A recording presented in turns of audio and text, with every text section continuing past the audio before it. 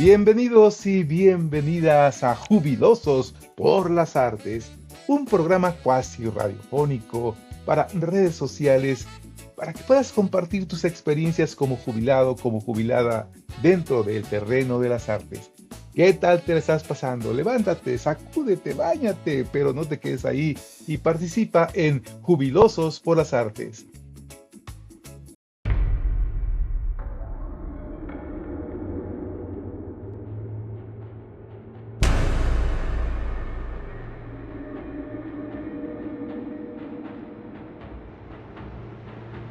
Este lugar donde les enseñaré ahora, que se llama Los Huachimontones.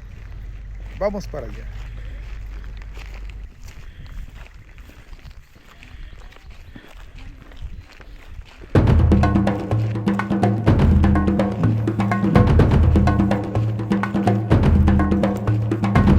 Los Huachimontones, centro ceremonial de tradición Teuchitlán, está ubicado en el Valle de Tequila, Teuchitlán, Jalisco, México.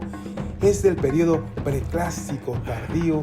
Su significado, el nombre de Huachimontones proviene del náhuatl huaxe, que significa guaje, árbol típico, y montón por las estructuras circulares, aunque su nombre original se desconoce. Fue el corazón político y religioso de la tradición Teuchitlán, una sociedad compleja que dominó el occidente de México antes de los purépechas o aztecas.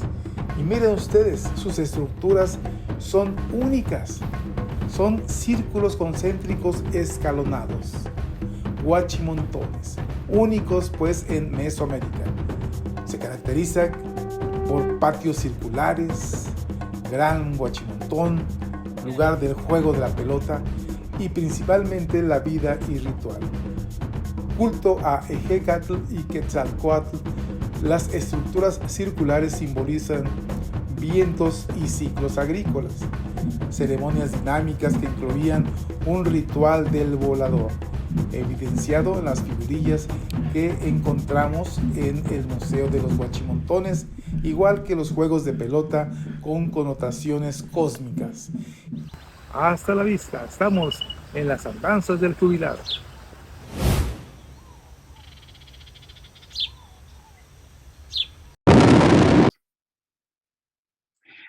¿Qué tal? Muy buenos días. Estamos dando inicio a Jubilosos por las Artes, un podcast en el cual estamos con la intención de interactuar en comunicación con jubiladas y jubilados de la ex Escuela de Artes Plásticas, donde pasamos gran parte de nuestra vida y que siempre rememorar aquellos días de gran dicha y felicidad productiva, pues nos viene a reanimar diariamente para continuar en ese trajinar de las artes, porque como decían por allá en tiempos antiguos, ars longa vita brevis. El arte es largo y extenso y la vida es breve, pero por lo que nos queda por vivir es importante que lo utilicemos primero, pues llegando al acuerdo personal de quiénes somos y quiénes hemos sido y quiénes seremos en un futuro próximo y cómo nos la pasaremos gozando de estos bombones que todavía nos quedan por vivir. Saludo en esta mañana a mis amigos Efraín Franco. Buen día. Apagaremos el sol a sombrerazos. Que viva el mole de guajolote. Faltaba más. Hoy los saludo con hartísimo afecto e inicio yo estos buenos días con esta frase que utilizaron los estudiantistas por allá a principios de la década de los 20 y que va a marcar una de las pautas de la revolución cultural del Estado mexicano. Y ya habrá oportunidad en este programa de desglosar algunos puntos, algunos momentos álgidos de lo que conformó luego parte de ese rostro sonoro, literario, pictórico de la mexicanidad. Buenos días, amigos. Buenos días y bueno, también saludo con muchísimo gusto a alguien que se está preparando para viajar, porque bueno, lo más importante que nosotros tenemos que hacer es conocer y probar y hacer un montón de cosas que no hacíamos cuando estábamos en servicio, porque llegábamos muy tarde por la noche y nos íbamos muy temprano por la mañana y todo nuestro mundo giraba alrededor de las aulas y de aquellos alumnos que a veces muy malos para hacer sus tareas, pero muy buenos para gestionar sus calificaciones. Saludo con mucho gusto a mi amigo y maestro, maestrazo de toda mi familia, Mario Mejía, también conocido en el mundo del espectáculo como el galán. Buen día, ¿cómo está? Gracias por esas hurras, Rubén, pues lo que hace uno hace al corazón. Buenos días a todos. Ando medio agripadón, pero pues aquí estamos puestos. Medio agripadón, decía don Ramón del Valle Inclán, medio calamucano, ¿no? Una palabra media rara que dice que ni bien ni mal, medio cayendo y levantándome. Pues amigos y amigas, este día vamos a retomar aquellos aspectos que no pudimos hacerlo en la sesión pasada, en el podcast pasado. Este es el podcast número 6 y como ustedes saben, estamos pues tratando de mejorar la comunicación, pero sobre todo recordando lo que decía Marshall McLuhan, que la comunicación es un proceso de ida y vuelta, y aquí parece que nomás es la ida y todavía no tenemos la vuelta, y queremos interactuar y poner en comunicación a todos los compañeros y compañeras que están aquí con nosotros, y la vez pasada, pues tuvimos la oportunidad de hablar de la cultura revolucionaria, y la revolución de la cultura. Algunos términos que se nos enredan de repente, pero hoy tendremos una continuidad para ver qué es lo que estaba pasando en Jalisco o qué pasó en la época postrevolucionaria para darle sentido a la existencia de México. Y bueno, para hablar de esta parte y esta continuidad del tema del podcast anterior, pues Efraín nos prometió que nos iba a platicar de qué papel juega Jalisco, nuestro estado, donde estamos transmitiendo en esto que es la cultura post-revolucionaria. Adelante, doctor. Buen día. Yo estoy más que contento y asombrado del papel que jugó Jalisco en los momentos álgidos de la revolución, que no fueron muy alegres. Cuando Obregón se refería a Jalisco, decía que era el gallinero nacional.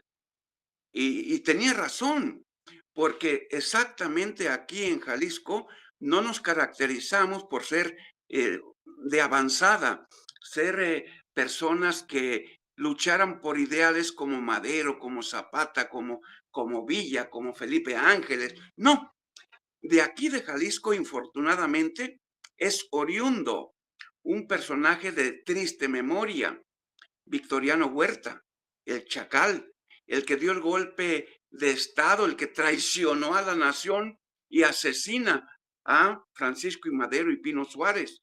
Así es que con justa razón nos ganamos el epíteto del gallinero nacional. Esto es en cuanto a armas se refiere, pero hay otro tipo de armas, las armas culturales, las armas del saber. En ese sentido, Jalisco va a ser protagonista, indudablemente. Quizá el gran protagonista de la revolución cultural del Estado mexicano. Recordemos que el mismísimo Mariano Azuela fue subsecretario de Educación, por lo tanto, coadyuvante de una propuesta que va a aterrizar con José Vasconcelos en 1923, 22, 23, que conforma su equipo para echar a andar lo que va a ser la Secretaría de Educación, con un equipo de intelectuales donde destacan algunos jaliscienses. Pero habrá que decir también que en la década del 10, aquí en Jalisco, el nido del gallinero nacional emerge, surge un movimiento cultural que va a tener un eco y una repercusión nacional e internacional. Y me refiero al grupo bohemio.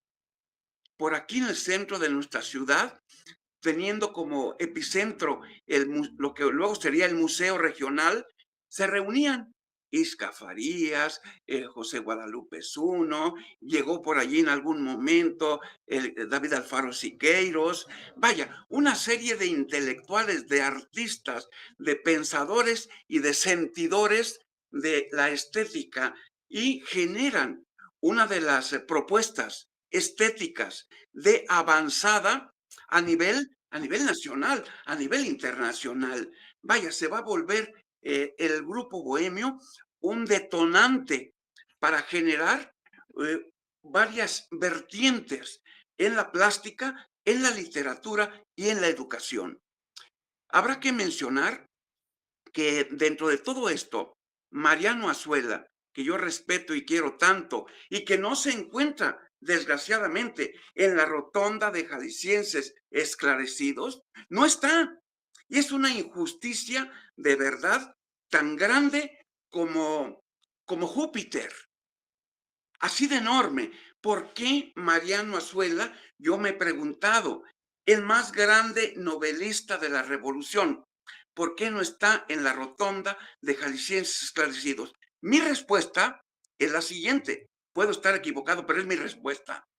Mariano Azuela, desde que inicia con la novelística de la revolución, con Andrés Pérez Maderista, y luego continuará pues con los caciques, los de abajo, la nueva burguesía, Juan quiere ser diputado, y termina con Esa sangre en 1953. Hace un recorrido, una descripción del México vivo, del México descarnado, en donde él evidencia que aquí había tantos generales como ambiciones por el poder. Más de 3,000 generales que se sentían con derecho de ser presidentes de la República. Él se volvió un crítico tremendo de la revolución armada y de la revolución política. Él decía que la revolución había traicionado sus propios ideales, que la revolución era una cuna, un brotadero de nuevos burgueses. Y, obvio, esto no simpatizó a ninguno de los políticos que llegaron al poder. Por lo tanto, lo tuvieron siempre marginado. Quiero entender que es una de la principal razón por la que el señor Mariano Azuela, el gran novelista, no está en la rotonda, porque con su dedo flamígero, como lo hizo también Palillo años después, va a señalar a esos inicuos, a esos falsos profetas, a esos políticos corruptos, sanguijuelas, hijos de tal por cual. Y bueno, pero Mariano Azuela es una vertiente importantísima. Y habrá que decir que posteriormente cuando se echa a andar la Secretaría de Educación, habrá que mencionar que el señor Álvaro Obregón, a pesar de que fue el vencedor de Villa y otros vericuetos, fue un visionario. Obregón fue un visionario. Echó a andar varias instituciones importantísimas para el país. Quizá la que más nos congratula a nosotros es la Secretaría de Educación. Pero para echar a andar este proyecto, pues invitó a varias generaciones de intelectuales. Se apoyó fundamentalmente en el Ateneo de la Juventud, es decir, en personajes como Enrique Sureña, como Enrique González Martínez, un jalisciense que de verdad no dimensionamos y me da muchísima pena. Enrique González Martínez, el gran poeta, el de tuércele el cuello al cisne de engañoso plumaje, que da su nota leve el azul de la fuente. Él pasea su gracia no más, pero no siente el alma de las cosas ni la luz del paisaje. Ese gran poeta fue nuestro primer candidato al Premio Nobel de Literatura, 1951. El segundo fue el jalisciense más ilustre, nacido en Monterrey. Ustedes ya deben saber de quién se trata, que hijo de un jalisciense ilustre, Bernardo Reyes. Bueno, este jalisciense ilustre, nacido en Monterrey, pues es el señor Reyes, Ponchito Reyes. Bueno, Alfonso Reyes, Enrique González Martínez, invitan a un grupo de jovencitos que frisaban entre los 21 y 25 años. Y este grupo va a armar, va a estructurar un proyecto cultural sin precedentes y educativo, que luego vamos a conocer como el Grupo Contemporáneos, en donde estaban Carlos Pellicer, Villaurrutia, Celestino Gorostiza, José Gorostiza, etcétera, etcétera. Un grupo de unos 10 muchachos talentosos, como les llamaban los infantes terribles. Gracias a la conjunción de estos grupos de intelectuales, se echa a andar, para mí, el proyecto más ambicioso que hemos tenido en la historia de México. Porque la educación no solo era alfabetizar en el sentido tradicional, sino alfabetizar en lo estético, en lo espiritual, en lo académico, es decir, formar a un hombre integral. Y dentro de este proyecto, a mí me da tanto gusto saber cuando uno revisa estas etapas, que viene una mujer extraordinaria de Chile, extraordinaria, como fue Gabriela Mistral, se suma a este sueño mexicano. Y cuando se retira, así como anécdota, cuando regresa a Chile, agradecidísima por el cobijo que le dio México, dice, así como México es para Chile, Chile para México.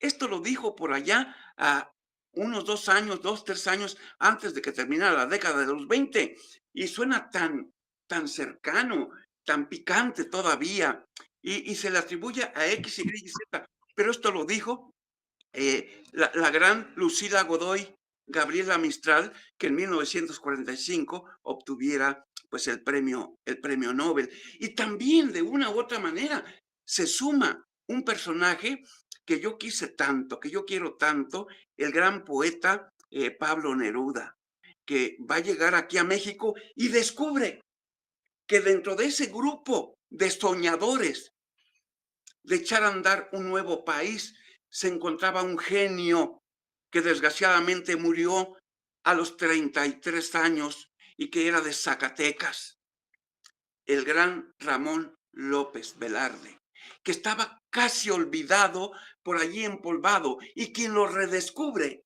y lo proyecta y lo hace vibrar es Pablo Neruda.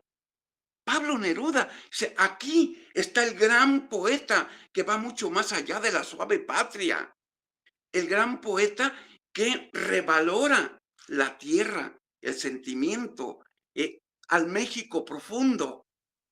Bueno, con todo esto se genera en la literatura, en el pensamiento, en la estética, una revolución. Habrá que decir que, como comentaba Fabricio, que en 1923 pues se crea este movimiento, el EAR, para impulsar las artes plásticas. Y justamente en 1922-23, en Puebla, Veracruz, surge un grupo también de inquietos, soñadores, artistas plásticos, dramaturgos, cafetómanos, poetas y demás, que se les conoce como los estridentistas. Firmaron varias proclamas, y una de esas, la más significativa, decía exactamente eso: apagaremos el sol a sombrerazos, que viva el mole de guajolote. Quizá los estridentistas hicieron mucho escándalo, o sea, mucho ruido y pocas nueces. Pero ellos introducen en el país las vanguardias estéticas en todos los sentidos. Fueron más de manifiestos que de obra, pero eran un centenar de artistas de todo calibre y de todas las tendencias y expresiones que generan también, que se suman a este flujo artístico cultural. Y da la casualidad que eso exactamente en 1922 se inicia la radio en México, la radio formal, llamemos la radio comercial, que va a alcanzar un momento culminante a partir de 1928, cuando se echa a andar la XEW, La Voz de la América Latina desde México, que va a ser un puntal para proyectar la música nacional, tanto la folclórica como la formal, que va a ser, digamos, un instrumento de penetración para todo el mundo de habla hispana. Y conjuntamente con esto, bueno, ahí surge el mito que Galán, y ustedes bien lo saben, que argumentan que Azcárraga les dice allá a los de la XW, métanle trompetas al mariachi para que se oiga más fuerte y para simbolizar con las trompetas el triunfo de la revolución. O sea, no era gratuito. Es un mito, porque realmente las trompetas ya se habían incorporado de manera esporádica a algunos mariachis. Lo podemos constatar por los diferentes estudios de los mariachólogos que tenemos y que, bueno, Galán es amigo de muchos de ellos porque Galán estuvo involucrado en esos avatares. Me llama mucho la atención esa primera parte de tu intervención, Efraín Franco, precisamente al triunfo de la Revolución Mexicana, al derrocamiento de la dictadura de Porfirio Díaz, pues vienen los ideales que se empezaron a cumplir. De alguna forma, Mariano Azuela bien lo señala, cuando ya los revolucionarios se hacen burgueses o tienden a la burguesía, y trasladando a esta realidad que hoy estamos viviendo, también me llama mucho la atención de que no existe hasta este momento en México un proyecto de cultura que emane de esta cuarta transformación.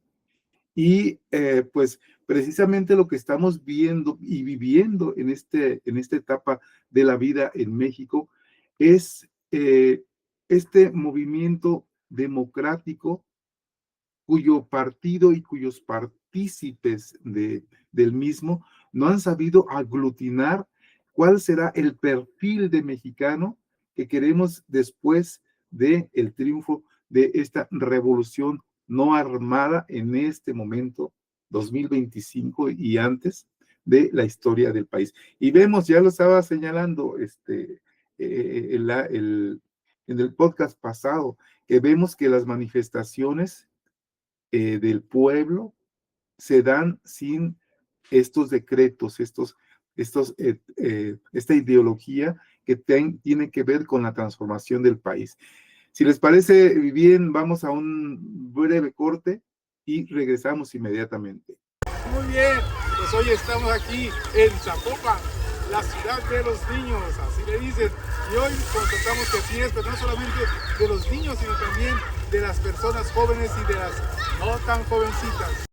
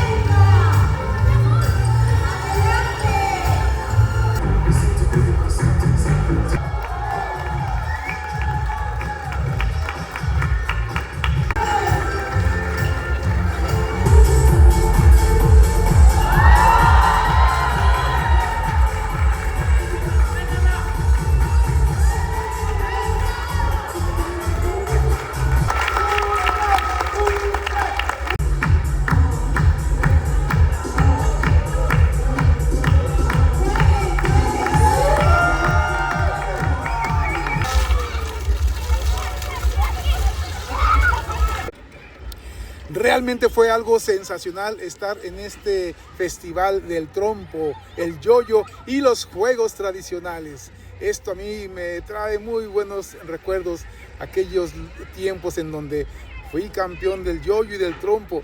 Creo que muchos de ustedes también les gustaba el trompo y el yoyo y algunos otros juegos tradicionales. Así que no se quede en su casa, sálgase, báñese, sacúdase, pero sobre todo pásela bien en este tiempo que es el disfrute de los jubilados. Hasta la vista. Muy bien, ya estamos regresando y esperamos que después de este corte musical les encante el tema que estamos hoy debatiendo y ilustrándonos sobre todos aquellos personajes que pues pasaron por la historia post-revolucionaria y que aquí en Jalisco, en nuestro estado, nos da tanta presencia, pero también el desconocimiento de los mismos y de su aportación a la revolución. Antes de continuar con Efraín Franco, el galán Mario Mejía tenía algo que comentar. Adelante, Mario. Sí, con relación a lo que hablaba Efraín del Ateneo de los Jóvenes en México, de la estación de la Secretaría de Educación, yo me he dedicado más a buscar dentro de la cultura lo que era la danza. Y pues haciendo la soberbia y la vanidad a un lado, yo creo que la danza en Jalisco mucho aportó hacia la danza nacional, ¿no? Estaba en ese periodo el maestro Torreblanca, Nelly Campobello, las hermanas Campobello, el mismo Carlos Chávez, el de la música, ¿no? Sí. Amalia Hernández, Ana Mérida, un grupo muy grande de gente que empezaba a voltear los ojos hacia lo de nosotros, ¿no? Por la idea que tenía Vasconcelos de recuperar a México a través de sus usos, costumbres y tradiciones. Heriberto García Medina, que fue el administrador del grupo folclórico muchos años, me recomendó un libro que me atrevo a recomendar, que se llama Reminiscencias de una vida. Es de José Guadalupe Zuno. Y curiosamente, ahí me encontré que Vasconcelos también llegó a estar con ellos, ¿no, doctor? Sí, Vasconcelos, Orozco, Rivero, o sea, se hablaba de tú con las estrellas. Y surgió Evolución, creo que se llamó el grupo, donde estaba también Sánchez Flores, que diera pie a la creación de la Escuela de Artes Plásticas, que no se llamaba así, era el Liceo de Varones, o Artes y Letras, o de Oficios. ¿Sí? Entonces, a mí me llama mucho la atención que después de todas esas gentes que dejaron un acervo, pues la recuperación de todos esos sones, músicas, cuentos, narrativas, ahora no hay a quien los pueda manejar con el conocimiento de causa, de que lo ejercitaron, de que formaron parte, de que lo pasearon. Entonces de los libros no se saca nada. Bueno, se sacan más o menos guías, pero no es lo mismo atrás que nunca, se llama mi abuelito. ¿Sí? Yo todo el tiempo les dije a los muchachos que tuve oportunidad de enseñarlos a bailar. Esa fue pues mi hilo conductor en la vida. La danza fue la que me llevó al dibujo, al teatro y a estar platicando aquí con ustedes. Muy bien, no, muy claro, sí hay muchas cosas que comentar. Y bueno, este grupo del cual nosotros formamos parte tenía ese ingrediente que tú estás mencionando, Galán, la pasión por hacer las cosas. ¿Qué continuó después de estos próceres en la cultura de Jalisco, Efraín Franco? Mira, mi estimado Roberto, te saludo con muchísimo afecto. Rubén, Galán, creo que la concreción del Proyecto Nacional de Cultura, el único que hemos tenido en toda la historia del país, porque ni siquiera con la cuarta T hemos alcanzado claridad y pertinencia en lo cultural. Hay esbozos, no lo niego, pero no hay todavía las líneas claras y pertinentes. Para el Proyecto Nacional de Cultura, que encabezó Vasconcelos, hubo, digamos, ciertas circunstancias que permitieron echar a andar todo este sueño mexicano, generar una filosofía del mexicano, una estética del mexicano, una voz, un rostro, entre otros elementos que van a influir, entre los muchísimos elementos, fue la visita de un gran poeta ruso, Vladimir Ilich Mayakovsky, el gran dramaturgo, el gran poeta de la Revolución Rusa. Cuando llega a México, queda deslumbrado por la creatividad, el colorido, pero también por el dolor y la miseria que hay en el pueblo. Y él, con esa experiencia que ya traía de la Revolución Rusa de 1905, que fue frustrada, y la de 1917, de una u otra manera conversa con estos jóvenes talentosos que van a ser los brazos del Proyecto Nacional de Cultura. Hay un Salvador Novo, todo sexy, pero un intelectual de gran estatura. ¿O qué decir de Torres Bodet? Y entonces Mayakovsky les decía, deben ustedes proyectar lo suyo, porque son más europeos en su pensamiento, en su forma de ser, son afrancesados, son fifís. Ustedes deben pugnar por lo suyo, crear un folclore, crear una identidad. Y creo que la voz de Mayakovsky caló. No fue gratuito, pues, que Siqueiros, que los muralistas, que los artistas plásticos crearan esa liga de artistas plásticos revolucionarios. Pero también se creó en 1923 el proyecto de la comedia mexicana, con Rueda, con Campos, con algunos teatristas de la época. Decían, debemos tener nuestra propia voz teatral, porque en aquella época todavía se pronunciaba a la española, se impostaba la voz, y lo que se presentaba en los teatros eran las comedias, las zarzuelillas y demás. Está bien eso, pero no había un apoyo a lo mexicano. No había una búsqueda. Decía Rodolfo Sigli, que va a ser uno de los grandes fundadores de este movimiento. Tenemos el derecho y la obligación de crear, de criticar nuestra revolución, nuestro país, pero estéticamente, teatralmente. Y bueno, este va a ser, digamos, como un inicio sistemático, es lo importante, de buscar una voz, en este caso escénica, que se va a reforzar con el movimiento del teatro Ulises y luego del teatro Orientación, donde contribuyen estos jóvenes inquietos. Por allí, María Antonieta Rivas Mercado, que era el alma sentimental de José Vasconcelos, patrocinó al grupo Contemporáneos, que ahora conocemos como Contemporáneos, les creó un teatrito para 50, 100 personas. Los financió para que experimentaran, para que buscaran su voz.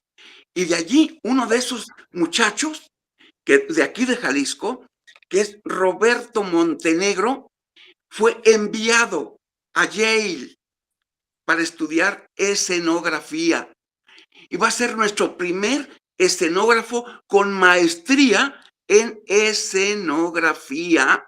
Y era de aquí, de Jalisco. Llega y arma en la escenografía una revolución con nuevas ideas, con ideas profesionales. Ya no es colgar aquí, allá, hacer adornitos, sino crear todo un lenguaje escenográfico. Pero también alentó María Antonieta Rivas Mercado la traducción. Tenemos que traducir profesionalmente a los grandes artistas del mundo.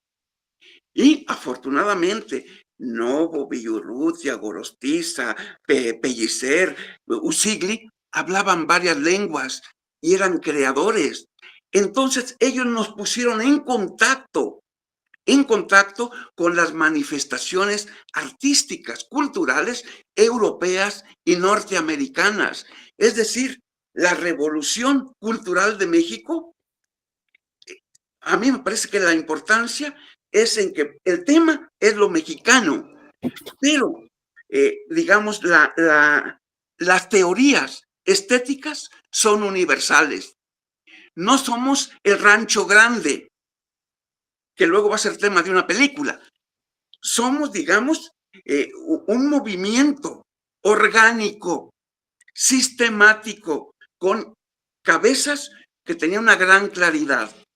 En este concierto surge un movimiento contrarrevolucionario en lo político, en lo armado, en lo social y en lo religioso, que se conoce como la cristiada. Antes de que continúes con la cristiada, que también sin duda es un movimiento muy importante, quiero referirme y comentar sobre esto que me dices de que ya en México, en esta época, se retomaron valores de la cultura y del arte universal. No se desecha la estética de otros países. Hoy mismo, si te das cuenta, pues hay cierta confusión de que no sabemos qué movimientos podemos intertextualizar, o sea, de dónde nos agarramos.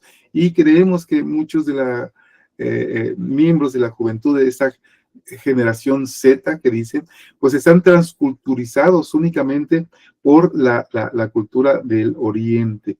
¿De dónde nos podemos agarrar? Y antes de continuar con la cristiada, que también me parece pues muy importante como revolución ideológica, no lo sé, religiosa, posiblemente sí, pero ¿qué aspiramos nosotros actualmente, amigos?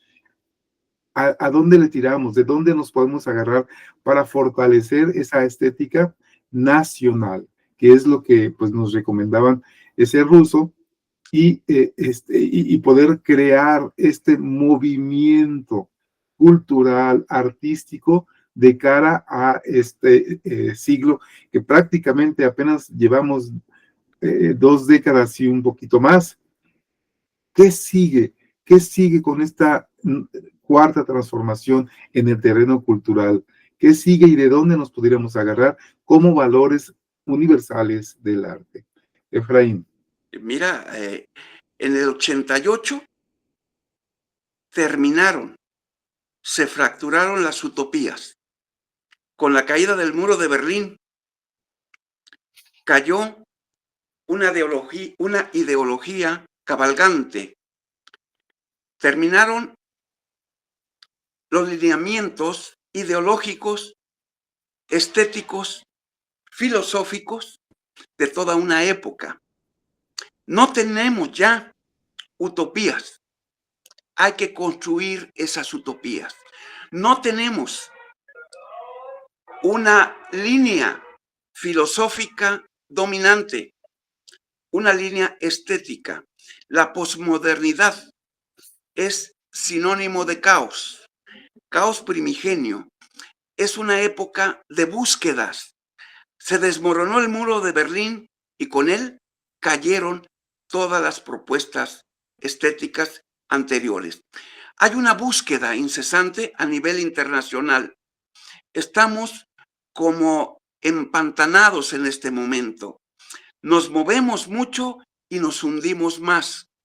No dudo que quizá en algún futuro no lejano empecemos a tener claridad, haya suficiente luz en las tinieblas, no lo dudo.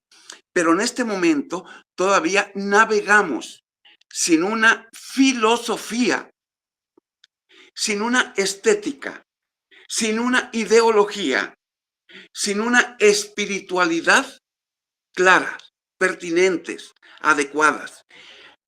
Así como se destruyeron las fronteras geopolíticas con la posmodernidad, con la incorporación de las tecnologías, las redes, la internet y todo esto, terminaron con el mundo antiguo. La comunicación se volvió instantánea y multipolar. Tendremos entonces que generar nuevos lenguajes, nuevas posibilidades, como lo que está ocurriendo en este momento. Que Roberto está ya en su estudio, que Galán está en el suyo, que tú estás en tu estudio y yo estoy en un rincón del alma de la mía casa. Pero sin embargo, estamos en un diálogo, o cuando menos en un casi diálogo, porque acaparé la palabra. Pero de lo que estoy seguro es que se están buscando. Por un lado, hay dos tendencias. Una globalizante y otras, esto es como una respuesta a la globalización. Los regionalismos están resurgiendo con una violencia inusitada. Ejemplifico. Viví de cerca el proceso de Cataluña, porque yo estuve varias estancias allá, como 6, 7 ocasiones viviendo allá. Y me tocó en mis primeras ocasiones cómo el castellano y la cultura que emanaba o que iba desde Madrid se imponía. Estaba prohibido que los anuncios fueran en catalán, que las tiendas tuvieran los títulos en catalán. Fue poco a poco ganando espacios el catalán y en este momento es a la inversa. Todo está en catalán y eventualmente por allí algo en español. Los nacionalismos, los regionalismos se están exacerbando y es como una respuesta natural a la globalización. Creo que esto está ya como perfilando que se van a generar nuevas estéticas en este nuevo milenio, pero todavía son esbozos, apenas esbozos. En el siglo pasado, hasta el 88, hubo, digamos, un capitalismo ideológicamente dominante y en contraparte un socialismo con todo un postulado ideológico, político, económico y filosófico. Pero eso se fracturó con la caída del muro de Berlín. Entonces creo que tenemos la responsabilidad, pero también la oportunidad de generar nuevos lenguajes o nuevas propuestas comunicacionales, estéticas, filosóficas y de vida.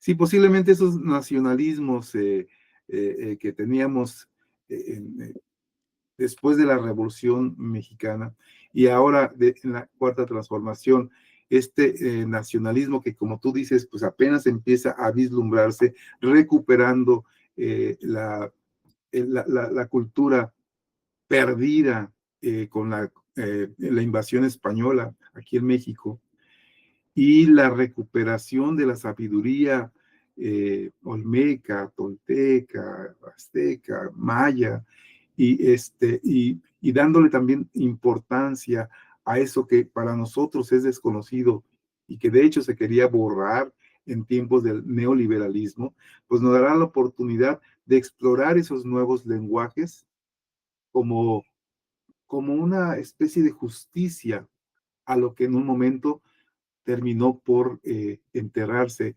en la historia. Entonces, pues seguimos adelante con esto que ocurrió después de la Revolución Mexicana, que bueno, ya nosotros tuvimos abuelos que participaron en la Revolución Cristera. ¿Qué nos dices de eso y qué recuerdos tienen ustedes? Porque ya son algunos relatos que los abuelos nos contaron a nosotros. Yo tengo muchos, de hecho tengo un libro publicado que se llama Cuando la Revolución se bajó del burro, y que tiene que ver mucho con los factores de migración que se dieron precisamente en la Revolución Cristera. No sé. Perdón, voy a ser muy, muy sucinto. Paralelamente al surgimiento de la cristiada, que implica toda una postura ideológica, religiosa y demás, se estaba luchando fuertemente por crear una filosofía del mexicano. El señor José Vasconcelos va a publicar 2 libros muy importantes. Lo mismo Antonio Caso, Alfonso Caso, antropólogos y filósofos, van a pugnar desde los años 20 por una mexicanidad y empiezan a plasmar sus ideales, sus sueños de cómo debe ser el mexicano, el ser y estar del mexicano. Y creo que en 1934, Samuel Ramos, en el libro El perfil del hombre y la cultura en México, va a subsumir las búsquedas, el pensamiento del Ateneo de la Juventud, de los estudiantistas, de todas estas búsquedas filosóficas, antropológicas, psicológicas, culturales e históricas de hacia dónde tiene que ir o qué es el mexicano.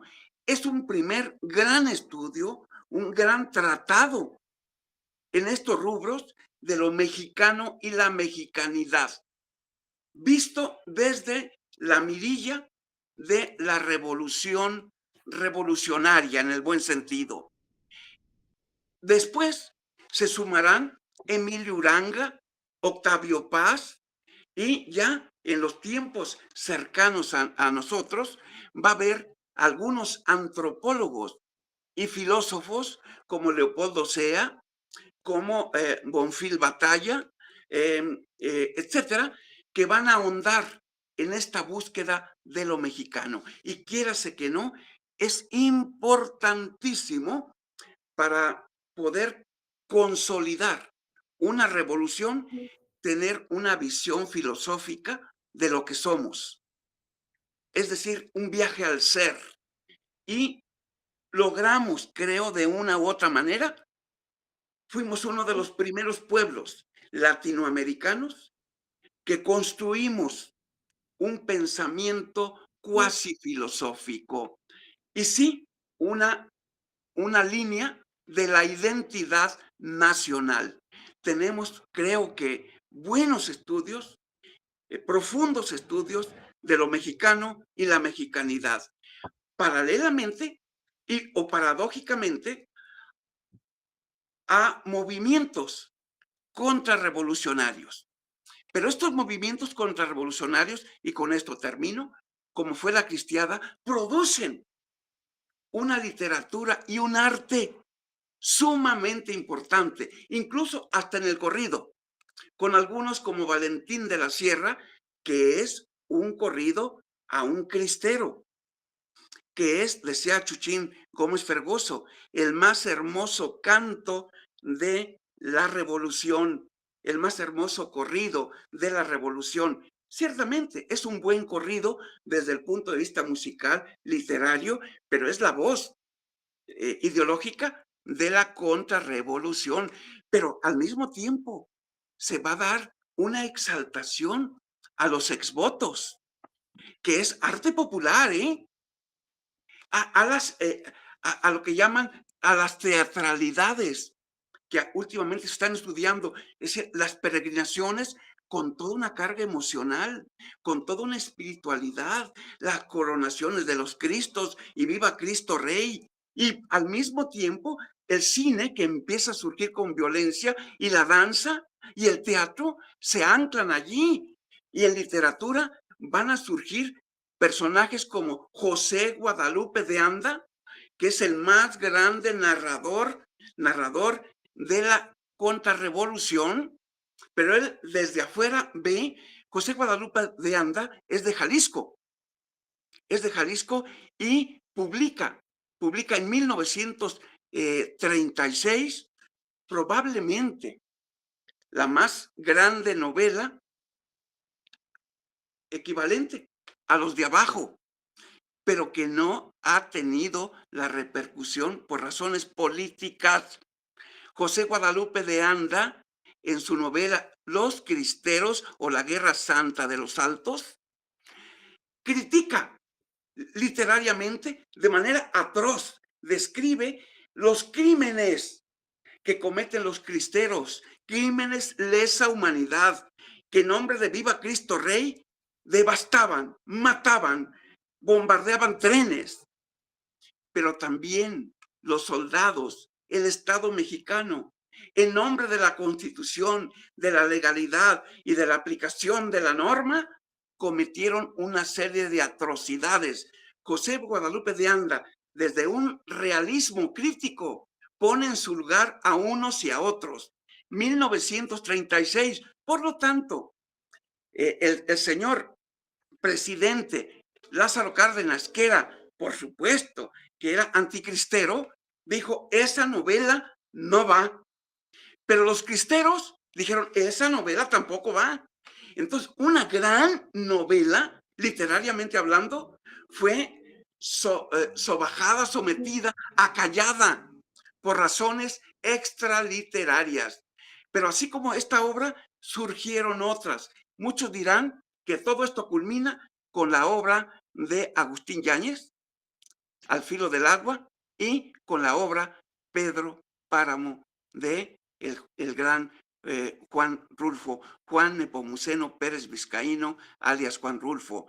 Entonces, creo que la construcción de una identidad, de una cultura mexicana, es algo muy complejo, pero lo logramos y habrá que decirlo. En 1950, los mexicanos teníamos un rostro, una identidad hacia nosotros mismos y como referente para el otro, en la literatura, en el cine, en la danza, en las artes plásticas, en la música, tanto popular como académica o formal. Luego hay un tema que Galán sabe mucho y Roberto, y pues todos sabemos, que va a ser importantísimo y que merece todo un programa, la charrería. Muy Ay, bien, si le parece bien, vamos a hacer esta pausa y recordando a Valentín de la Sierra para ver cómo Oye, se Ricardo, vamos a hacer la pausa y enseguidita regresamos.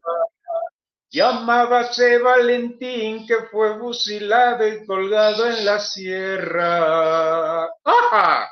Eso es todo. Estamos en Jubilosos por las Artes. Regresamos.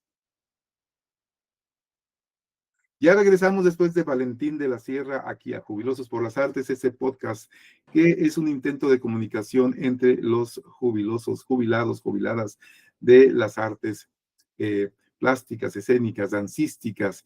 Y en el bloque anterior estábamos pues hablando ya de esa parte de la charrería, de la cual también Mario Mejía, el galán, sabe mucho. Pues vamos a hablar un poquito y ya entramos directamente al terreno de las conclusiones a 10 minutos, 9 minutos de terminar nuestro programa. Galán, ¿quieres comentar algo sobre esta parte de la charrería? ¿O está atacado de la tos, sabe? Regresa de Tijuana y con bastante problemas. Efraín, adelante. bueno, mira, en 1922, por decreto presidencial, se declaró a la charrería deporte nacional. En 1931, el traje de charro es declarado por decreto presidencial el traje nacional. Esto tiene grandes implicaciones ideológicas, simbólicas y culturales. Por un lado, el charro, que es un representante de la parte menos, vaya, originaria del país, originaria en el sentido indígena, porque luego vendrán grandes cantos indígenas. El charro, la charrería, desciende directamente de lo español. La charrería, como expresión cultural, surge en la época medieval, en Salamanca. Allá hay el Museo del Charro. Charro significa, es en indoeuropeo y significa algo así como barroco, algo indefinido, algo así como rococó, como kitsch, algo así como deforme. Eso significaría charro. Y la charrería era una actividad productiva, una actividad campirana en España. Pero luego se va a volver el brazo, un brazo muy fuerte para la reconquista de España. Importantísimo. Y eran nacionalistas, eran católicos, eran guadalupanos en España, que la Virgen de Guadalupe se aparece por allá el 8 de septiembre de 1322 en Villuercas. Y a partir de eso la toman como bandera, los charros. Ya en el siglo XIX, los charros en España, el último charro fue José Guadalupe Sánchez, 1876, que encabezó el movimiento por construir la primera República Española. Fenece y con él se acaba la charrería y ya no existe en España la charrería ni como deporte, ni como expresión campesina, ni como expresión de nada, más que como expresión museística. En México nos llegó, a México nos llegó como una propuesta de actividad productiva. Llegó primero, fíjense nada más, a Yucatán. Creían que allí iban a hacer los grandes espacios, los campos elíseos para la ganadería. Pero pues resulta que fue un fracaso. Lo trasladan al Bajío y a esta zona del país donde sí prosperó como actividad económica. Y entonces la charrería va a estar íntimamente vinculada a la agricultura y a la ganadería. Pero los que montaban los caballos eran criollos. A los indios no se les permitía.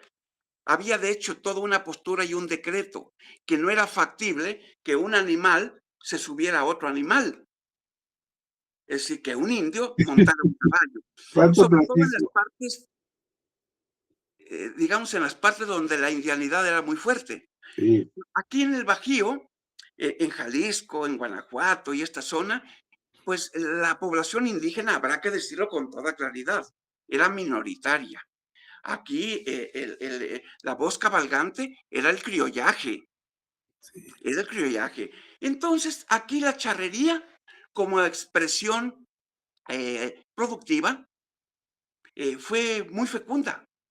Afortunadamente, cuando viene la invasión francesa en 1862, ellos se suman a las fuerzas, llamemos liberales. Ellos apoyan a Juárez, apoyan a Porfirio Díaz, a Sebastián Lerdo de Tejada, es decir, a la avanzada mexicana que luchaba por su patria. Sí. Eran nacionalistas, pero los conocíamos como chinacos. Sí, yo conozco alguna fotografía de Maximiliano, ¿no? Con ese atuendo. El de Sí, Maximiliano y Carlota, para los del CONALEP. sí, es que mira, hemos estigmatizado a Sí, Maximiliano, pero Maximiliano, viéndolo fríamente, a la distancia, a 150 años, habrá que decir que Maximiliano en muchos aspectos era más liberal que Benito Juárez. Así es. Muy bien, si les parece bien, porque estamos ya llegando al final, vámonos ya a la etapa de las conclusiones. Hay un gran, y voy con la primera, hay una presencia importante de jaliscienses destacados en el arte y de la cultura, que es importante rescatar, ¿no? De aquellas mujeres y hombres que por situaciones políticas e ideológicas fueron borrados del mapa y que hoy mismo representan un parteaguas para la nueva visión del perfil de mexicanos que necesitamos, pues ya en ese momento empezar a crear esos lenguajes tan importantes de los que estamos hablando. Una conclusión, Roberto, que hoy no te hemos dejado participar, una conclusión final. Adelante, por favor. Bien, pues me es grato saberlos escuchar, decir tantas y tantas cosas que a veces olvida uno, pero ya escuchándolos vuelve uno a recordar todos esos acontecimientos que han sucedido y pues que han sido grandiosos, sobre todo para aquí, para Jalisco, ¿no? No solamente de México, como el doctor dice, de España, de muchos lados. Creo que en México se han establecido ya algunos grupos que realmente han sido pues sobresalientes. Así es. Gracias, Roberto Ceguera. Galán, ¿puedes dar tu comentario final? Sí, fíjate que Jalisco como que de repente, sí le doy el crédito de que Jalisco es México porque tenemos de todo, ¿no? Recuerdo cuando nombraron a Gariby Rivera como el primer cardenal mexicano, estaban las noticias aquel 60 minutos, ¿cómo se llama? De Jacobo. 24 horas. 24 horas de Jacobo Zabludowski. Dijo, esos de Jalisco, no conformes con tener el lago más bello de México. Al equipo de fútbol 7 veces campeón, ¿no? Al mariachi, a esto, al otro, no, ahora también al primer cardenal mexicano. Sí, así es. Somos mucho, Jalisco vale mucho. Así es. Efraín, tu comentario final. Brevemente, tenemos muchísimas cosas en el tintero de esta revolución, porque entre otras expresiones, y que nos da para muchos programas, es el mariachi, la charrería, la danza, que Galán tiene tanta información como el Pancho Panelas va a tener un papel, Mixcuca y demás, un papel tan importante en la creación o en el impulso de la danza folclórica, la danza contemporánea. Es decir, tenemos muchos elementos todavía como para desglosar y que en su conjunto son los que nos dieron un rostro, una identidad. Y creo que este es un espacio propicio para reflexionar cómo volver a dar clases para nosotros mismos. Claro, cuando estás jubilado, de repente te llenas de tanta información y empiezas a leer más que tienes que compartirlo de alguna manera. No lo hace quien solamente manda piolines y virgencitas de buenos días, pero yo creo que es importante que echen a andar la ardillita. Amigas, amigos, pues ya estamos al final de esta sesión de podcast número 6 y pues esperamos que pues nos retroalimenten pues desde nuestro propio espacio que es el jubilados de las artes. Así que bueno, agradezco mucho la participación del doctor Efraín Franco, de Mario Mejía El Galán y de Roberto Ceguera. Yo soy Rubén Navarro y pues nos escucharemos la próxima semana a la misma hora en vivo, pero diferido después cuando quieras escucharlo. Y y participar, vamos a hacer esos programas de la charrería, ¿no? A mí me gustaría mucho hablar también del folclore mexicano, también de estos temas que todavía nos quedan en el tintero.